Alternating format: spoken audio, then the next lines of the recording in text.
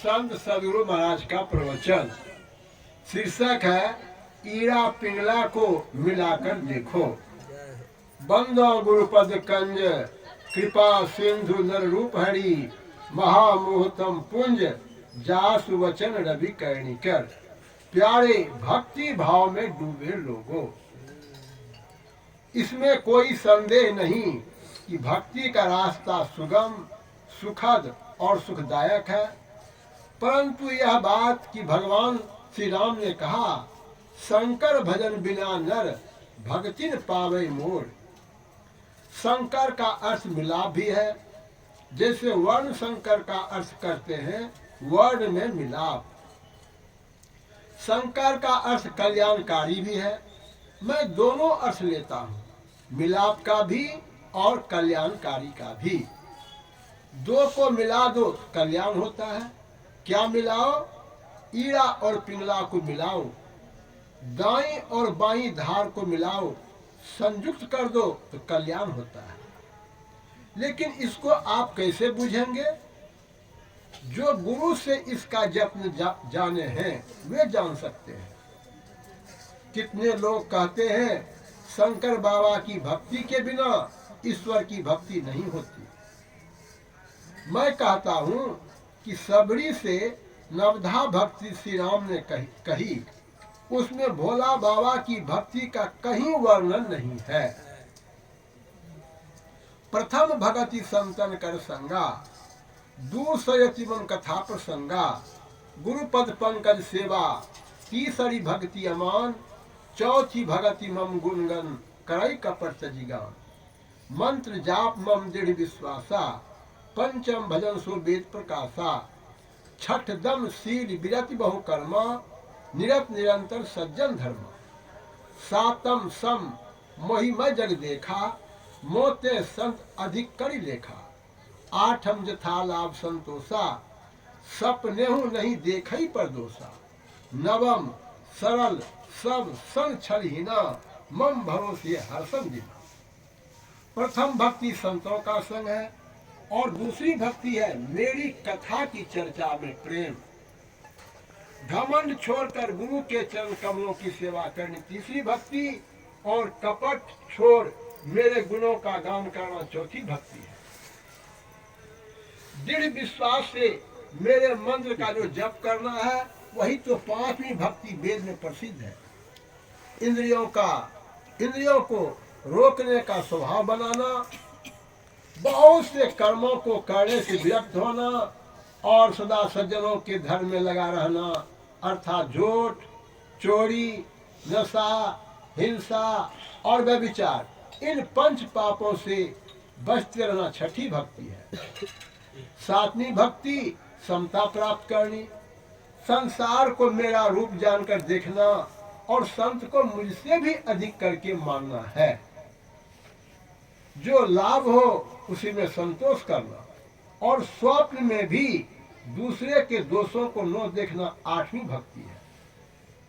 नौवीं भक्ति सबसे सीधा और कपट रहना और हृदय में न हर्ष और न दीनता लाकर मेरा भरोसा रखना है। इन नवों प्रकार की भक्ति में शंकर भगवान की कहीं चर्चा नहीं। इसलिए मैं कहता हूँ कि शंकर का अर्थ मिलाप भी करो। दो वर्णों के मिलाप विवाह से जो उत्पन्न होता है वह वर्ण शंकर कहलाता है।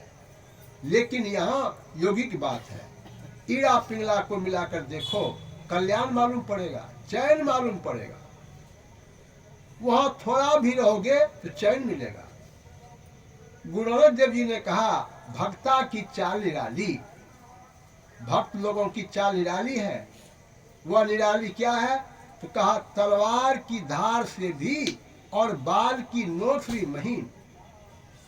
इस रास्ते से जाना होता है, इसको गुरु से जानना होता है। कबीर साहब ने भी कहा है, भक्ति का मार्ग झिना रे। उस झिना रास्ता पर चलने के लिए स्वभाव कैसा बनावे?